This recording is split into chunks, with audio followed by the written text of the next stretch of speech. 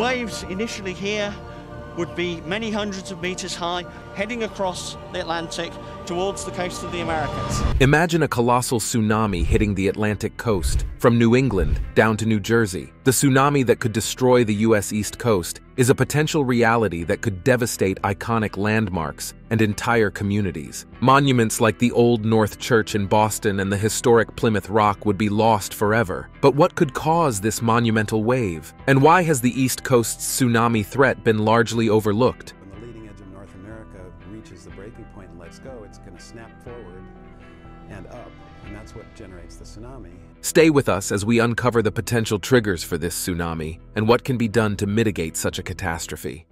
Historical perspective and recent concerns.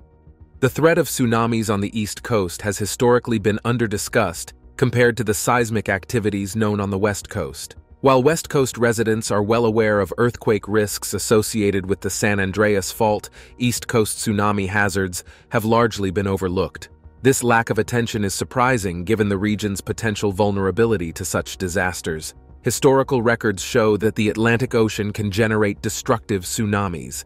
In 1755, a massive earthquake struck Lisbon, Portugal. This earthquake, estimated at a magnitude of 9.0, caused extensive damage to structures, ignited fires, and led to a catastrophic tsunami that surged from the depths of the Atlantic. The tsunami caused widespread devastation, and historians estimate that around 40,000 people perished as a result. This event shows the destructive potential of Atlantic-generated tsunamis, and now, another tsunami is headed that could destroy the U.S. East Coast. Another significant historical tsunami in the Atlantic occurred in 1929 off the coast of Newfoundland. This seismic event, which registered a magnitude of 7.2, triggered a significant undersea landslide. The landslide, in turn, resulted in a destructive tsunami that struck the coast of Newfoundland, particularly affecting the Burin Peninsula. The earthquake was centered on the Grand Banks of Newfoundland, an area well known for its fishing industry. At approximately 5:02 p.m. local time,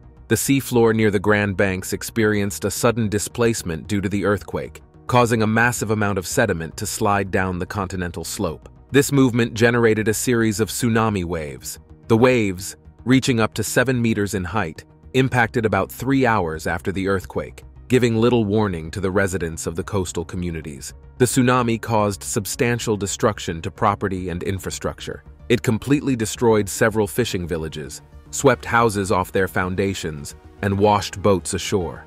The immediate impact was devastating. 28 people lost their lives, and many more were left homeless. These historical instances emphasize the need for awareness and preparedness along the vulnerable Atlantic coastlines. By recounting these past tragedies, we highlight the critical importance of recognizing the tsunami threat to the East Coast. The presence of seismic activity in the Atlantic, combined with documented historical tsunamis, shows that the region is not immune to such threats. But how would this tsunami impact some of America's most cherished landmarks?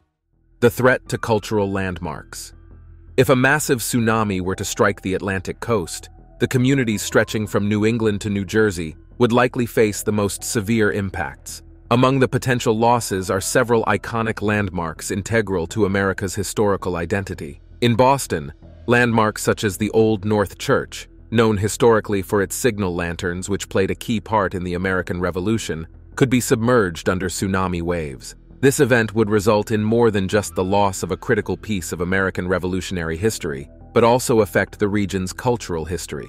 Similarly, Plymouth Rock, another symbol of American history tied to the arrival of the Pilgrims in 1620, could also be engulfed. The potential submersion of these sites would represent a significant cultural loss, marking the disappearance of physical connections to early American history. Further south, the state of New Jersey faces similar risks. The Statue of Liberty, a monumental symbol of freedom and one of the nation's most recognizable landmarks, stands vulnerable to the overwhelming force of the tsunami. Its location on Liberty Island makes it particularly susceptible to being hit hard by such a disaster. Likewise, the Atlantic City Boardwalk, a historic and economic landmark of New Jersey, and one of the most famous boardwalks in the United States, could face obliteration. The boardwalk's destruction would have a significant economic impact and erase a pivotal site of American leisure and entertainment history. Experts now acknowledge the grim possibility of such catastrophic events occurring, underlining the need for increased awareness and preparedness.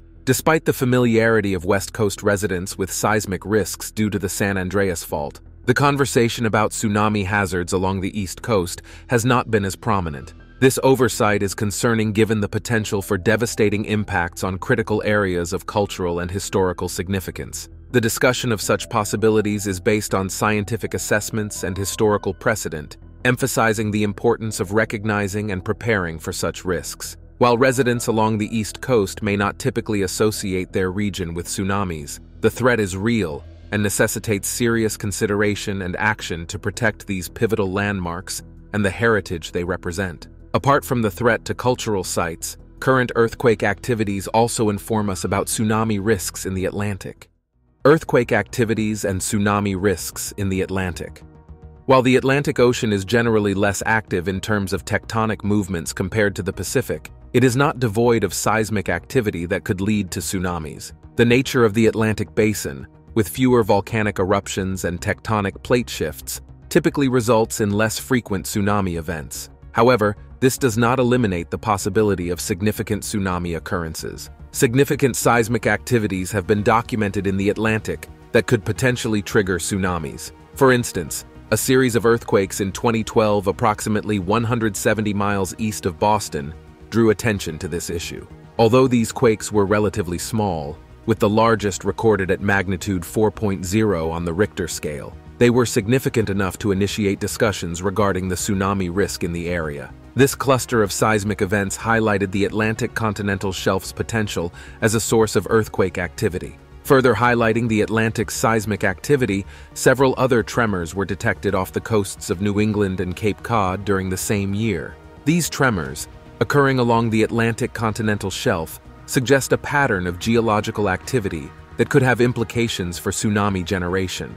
These instances of seismic activity and historical tsunamis in the Atlantic are crucial for understanding the region's risk profile. They indicate that while the Atlantic may not be as active as the Pacific, the potential for devastating tsunamis exists, particularly if triggered by significant seismic events or undersea landslides. It is essential for coastal communities along the Atlantic to be aware of these risks, despite the historical rarity of such events. Given these seismic activities, what could a volcanic eruption mean for tsunami generation in the Atlantic? The Cumbre Vieja volcano scenario.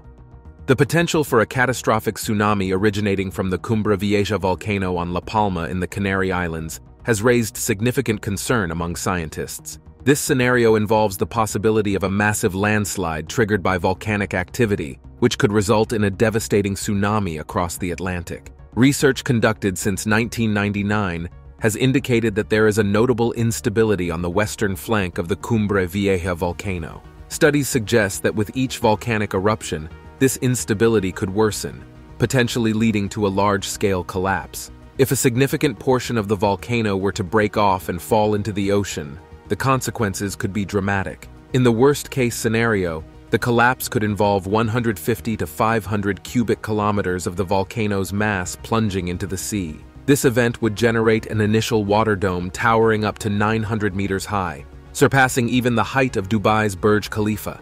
As this dome collapses, it would transform into a massive tsunami wave. This wave, initially measuring approximately 600 meters in height, would travel westward at speeds reaching up to 720 kilometers per hour. The direct impact would be catastrophic for the western shores of the Canary Islands, with smaller yet still significant waves affecting the west coast of Africa. Moreover, the tsunami would not be confined to these immediate regions. A wave spanning 500 kilometers in width could traverse the Atlantic, impacting the eastern seaboard of the United States. Although the waves would decrease in height as they traveled across the ocean, their extensive reach and the sheer volume of water displaced would pose a serious threat to coastal areas. It is crucial to understand that while such a scenario is scientifically plausible, it remains a low-probability event. The geological processes involved occur over extended timeframes, often spanning thousands of years. Historical evidence shows that events like these have happened in the Atlantic,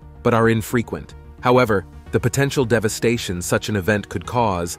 This scenario highlights the need for proper and intense monitoring of volcanic activity, especially in geologically active areas like the Canary Islands. It also highlights the importance of international cooperation in tsunami warning systems, are prepared to respond effectively. Addressing the threat from the Cumbre Vieja volcano requires both ongoing scientific research to better understand the risks and public awareness campaigns to ensure that communities are not caught off guard.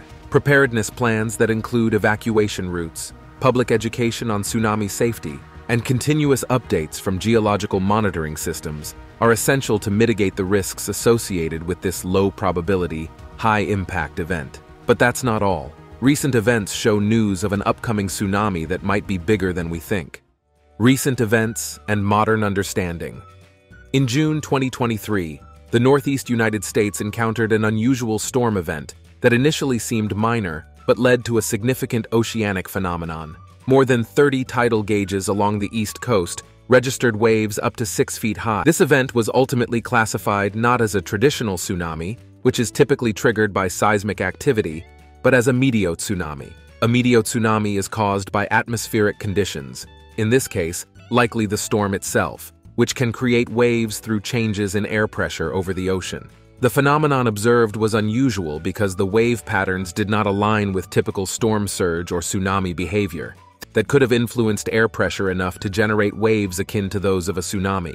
This occurrence highlights the complexity of understanding. Unlike seismic tsunamis, mediotsunamis do not result from earthquakes or underwater landslides, but from weather-related pressures and wind conditions. Their unpredictability and potential for rapid development make them particularly challenging to forecast and mitigate. Further complicating the monitoring challenge is the fact that the continental shelf east of New Jersey might be experiencing shifts that could influence ocean behaviors, including those resembling tsunamis. This adds another layer of complexity to the science of tsunami detection and requires ongoing research and adaptation of monitoring technologies. These recent developments signify a shift in understanding about the origins and types of tsunami-like events. The 2023 storm and its aftermath, it becomes evident that enhancing tsunami monitoring systems and broadening their capabilities to detect various types of wave tsunami monitoring and warning systems. The evolution of tsunami monitoring systems since the 1920s reflects significant advancements in technology and methodology. Initially, these systems were rudimentary, largely relying on after-the-fact reports of tsunamis once they had already impacted areas. However, today's monitoring capabilities are far more sophisticated, allowing for real-time detection and warning, which are critical for timely evacuations and disaster preparedness. Modern tsunami warning systems operate primarily on seismic data. Seismic waves, which travel rapidly through the Earth's crust, can be detected almost instantaneously by sensors distributed around the globe. This detection is crucial, as it provides the first indication of potential tsunami-generating earthquakes. Upon detecting an earthquake, these systems assess several factors, including the magnitude, depth, and location of the quake, to determine the likelihood of a tsunami. If a tsunami is deemed likely, alerts are issued to the potentially affected regions through various communication channels. These alerts are designed to provide people with enough time to evacuate to higher ground. The effectiveness of these systems was dramatically demonstrated by Japan's response to the 2011 earthquake and tsunami. Within minutes of the earthquake, a nationwide warning was issued, and it is credited with saving thousands of lives by allowing people to evacuate before the tsunami struck the coast. Japan stands out as a prime example of a tsunami-ready nation. The country has developed a highly integrated warning system that includes seismic sensors and water pressure gauges that detect the actual tsunami waves as they travel across the ocean. This dual detection system ensures that the warnings are both rapid and accurate. Communication plays a vital role in the effectiveness of these systems. It is not enough to detect a tsunami. The information must be quickly and clearly communicated to the public to ensure that they understand the severity of the threat and the actions they need to take. Challenges remain in ensuring that these messages reach everyone in time and are presented in a way that prompts immediate action. Despite the advancements in technology, the tsunami warning process is not infallible. The 1993 Hokkaido tsunami is a harsh reminder of the challenges. The tsunami struck just minutes after the earthquake, leaving little time for a detailed warning to be issued and acted upon. This incident highlights the critical need for fast detection and communication, community preparedness, and public education about how to respond when a warning is issued. The progress in tsunami detection and warning since the 1920s is a depiction of human ingenuity and the commitment to improve safety measures. From the early days of passive observation to today's sophisticated systems capable of detecting seismic activity and issuing timely warnings, we have seen tremendous growth in our ability to manage these natural threats. As we move forward, the focus remains on enhancing these systems with better technology and broader reach. Innovations in communication technology, such as mobile alerts and automated broadcasting systems, are continuously being integrated to ensure that when the next tsunami warning is issued, it reaches every possible person in the affected area quickly and clearly. Moreover, ongoing education and drills are crucial, as they ensure that when people receive a tsunami warning, they know exactly what to do and where to go, maximizing the chances of safety in the face of such unpredictable natural disasters. Even with the advanced warning systems in place, effective communication is critical in ensuring these systems fulfill their life-saving potential. Importance of communication in disaster preparedness.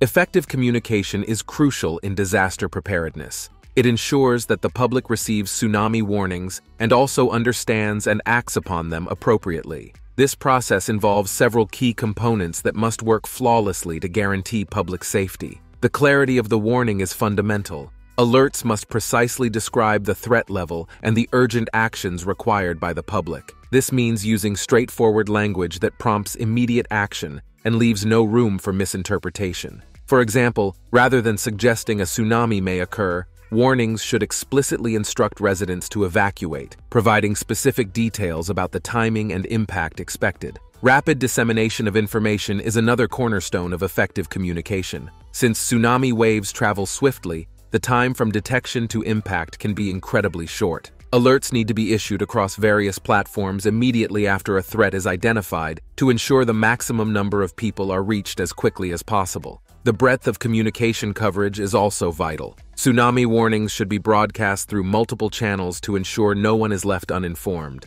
This includes using sirens, emergency broadcasts on TV and radio, text alerts, and social media updates. Ensuring that these channels function together efficiently is critical for a comprehensive reach. Public education is an integral part of the communication strategy. It is essential that communities understand what to do when they receive a tsunami warning. Educational programs and regular drills can equip individuals with the knowledge to respond swiftly and correctly during an emergency. Trust in the warning system is also crucial for effective disaster response. Reliability and accuracy in previous alerts play a significant role in how the public reacts to new warnings. To maintain this trust, it is vital that warnings are precise and verified, minimizing false alarms that could lead to complacency. Language diversity and accessibility are significant challenges in effective communication. Alerts must be understandable to everyone, including non-native speakers and people with disabilities. Providing warnings in multiple languages and accessible formats ensures that all community members can take appropriate action. Finally, understanding and adapting to local conditions is essential for effective communication. What works in one region may not be suitable in another due to different cultural practices, levels of infrastructure, and population density. Tailoring communication strategies to fit local contexts is key to ensuring that warnings are effective and lead to the desired public response. However, not everyone believes in the danger of the upcoming tsunami. Skepticism of the locals. Amidst the scientific discussions and potential devastation, there is distrust towards government and skepticism towards official sources. In the eyes of many, the very institutions designed to protect and inform the public are viewed with suspicion. This skepticism isn't unfounded, as history has sometimes shown a gap between what is known by authorities and what is communicated to the public. For example, in various disasters across the globe, critical information has either been delayed or diluted, which has stirred public conjecture and conspiracy theories. In the context of a potential East Coast tsunami, this distrust manifests in concerns that the government might downplay the risks or fail to provide timely warnings. Moreover, there are whispers of suppressed information about the real dangers posed by seismic activities along the Atlantic seaboard. Theories circulate in online forums and social media, suggesting that economic or political reasons might lead officials to withhold information about the true scale of threat to avoid panic or to protect property interests. Such sentiments highlight the importance of transparency and accountability in how disaster preparedness and information are managed. To counteract this wave of distrust, it would be essential for government agencies to engage openly with the public, sharing all possible data and responding swiftly to the concerns of those who would be most affected by such a disaster. However, this importance of communication has been learned through historical events, one of which is the 1960 disaster. 1960 Valdivia earthquake and tsunami. The 1960 Valdivia earthquake, also known as the Great Chilean Earthquake, struck Chile on May 22, 1960. With a magnitude of 9.5, it is the most powerful earthquake ever recorded. The earthquake originated off the coast of south-central Chile and lasted approximately 10 minutes, causing widespread destruction throughout the country, particularly in the city of Valdivia. The seismic event triggered a series of tsunamis that traveled across the Pacific Ocean, affecting coastal areas as far away as Hawaii, Japan, and the Philippines. In Chile, the tsunami waves reached up to 25 meters in height, causing significant additional damage following the earthquake. Several hours later, these waves struck the Hawaiian Islands, where they were up to 10 meters high, causing destruction and loss of life. Japan and the Philippines also experienced the force of the tsunami, though the wave heights were smaller by the time they reached these distant shores. The impact of the tsunami was not confined to physical destruction. The economic impact was severe, with damages totaling hundreds of millions of dollars, including significant damage to infrastructure like roads, bridges, and buildings. The tsunami also disrupted local economies, particularly through the destruction of fishing fleets and seaside businesses. The 1960 event highlighted the transoceanic nature of tsunamis, demonstrating that seismic activity in one part of the world can have devastating effects thousands of kilometers away. This realization led to the development and implementation of international tsunami warning systems, particularly in the Pacific, aimed at providing advance warnings to potentially affected regions across the ocean. The aftermath of the earthquake and tsunami led to significant scientific studies that have since informed seismic activity and tsunami risk assessments worldwide. These studies have helped refine the models used to predict the impacts of similar events in the future, enhancing global preparedness and response strategies. Recovery from the 1960 Valdivia earthquake and tsunami was a prolonged effort involving national and international support. However, nearly 40 years later, the world faced the devastation of the 2004 tsunami. 2004 Indian Ocean Tsunami. The 2004 Indian Ocean tsunami occurred on December 26, triggered by an undersea earthquake off the west coast of northern Sumatra, Indonesia. This earthquake was one of the largest ever recorded, registering a magnitude of 9.1 to 9.3. The seismic activity generated massive tsunami waves that spread across the Indian Ocean at high speeds. The impact was unprecedented and widespread. 14 countries were affected, with Indonesia, Sri Lanka, India, and Thailand experiencing the most severe damage. Coastal communities were hit without warning, many of which were unprepared for such a disaster. The waves reached heights of up to 30 meters in some areas, causing massive destruction upon landfall. The tsunami resulted in a staggering death toll, estimated to be over 230,000 people, making it one of the deadliest natural disasters in recorded history. The disaster displaced millions and caused significant economic devastation in the region. Infrastructure was destroyed, and vital resources like fresh water and food became scarce, leading to secondary crises such as health outbreaks. The lack of an effective tsunami warning system in the Indian Ocean at the time of the earthquake significantly contributed to the high number of casualties. Many victims had no warning and were unaware of the approaching danger. Following the disaster, international efforts led to the development of the Indian Ocean Tsunami Warning and Mitigation System, which was established in 2006. The system aims to provide an effective mechanism for early warning of tsunamis in the region to prevent future disasters of this scale. Recovery efforts were extensive and required international aid and cooperation. The rebuilding process focused on improving infrastructure resilience and enhancing community preparedness for future tsunamis. Education about tsunami risks and evacuation procedures became a priority in the affected regions to ensure a more robust response to potential future events. But the disasters don't end here. 2011 Tohoku earthquake and tsunami. The 2011 Tohoku earthquake, a magnitude 9.1 seismic event, struck off the northeastern coast of Japan on March 11, 2011. This powerful earthquake triggered a massive tsunami that caused unprecedented destruction along the Japanese coastline and led to a severe nuclear disaster at the Fukushima Daiichi nuclear power plant. The tsunami waves reached heights of up to 40 meters in some areas, sweeping away everything in their path. Entire towns were obliterated, and hundreds of thousands of buildings were destroyed or severely damaged. The immediate impact of the tsunami was devastating, with over 15,000 people losing their lives and thousands more missing and presumed dead. It was one of the deadliest natural disasters in Japan's history. In addition to the tragic loss of life, the tsunami had significant economic consequences. It disrupted supply chains globally, particularly in the automotive and electronics industries, due to factories being damaged or destroyed. The disaster caused an estimated economic loss of approximately $235 billion,